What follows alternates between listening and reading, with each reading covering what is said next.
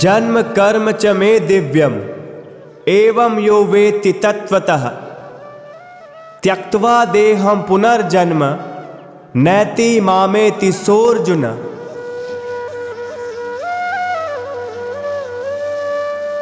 हे अर्जुन, मेरे कर्म और जन्म दिव्यता को प्राप्त हैं। जो मनुष्य मेरे इन जन्म और कर्म को तत्व से जान लेता है, वह शरीर का त्याग करके पुनर्जन्म को प्राप्त नहीं होता, बल्कि मुझ में ही विलीन होकर परम धाम को प्राप्त होता है। अर्थात हे अर्जुन, मेरे जन्म व कर्म दिव्य हैं।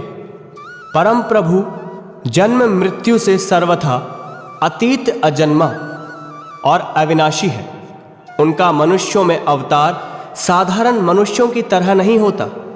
वह जीवों का हित करने के लिए स्वतंत्रता पूर्वक मनुष्य के रूप में जन्म धारण की लीला करते हैं। परम प्रभु के जन्म व कर्म दिव्य हैं। जब प्रभु जन्म लेकर इस पृथ्वी पर कर्म करते हैं, उनको आम व्यक्ति सोच भी नहीं सकता। प्रभु जब वह कर्म मनुष्य रूप में कर देते हैं, जो प्रजा के लिए वह कर्म चमत्कार से कम नहीं होता। वह कर्म दिव्य देवताओं जैसा होता है। निष्काम भाव से केवल दूसरों के हित के लिए कर्म करने पर वह कर्म दिव्य हो जाता है।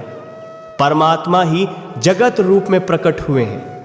इस प्रकार जो मनुष्य तत्व से जान लेता है, कण कण में परमात्मा के दर्शन जो योगी करने लग जाता है, वह जीव शरीर को त्याग कर मरने के बाद फिर आगे जन्म नहीं लेता। भगवान कह रहे हैं, किंतु मुझे यानी परम धाम को ही प्राप्त होता है।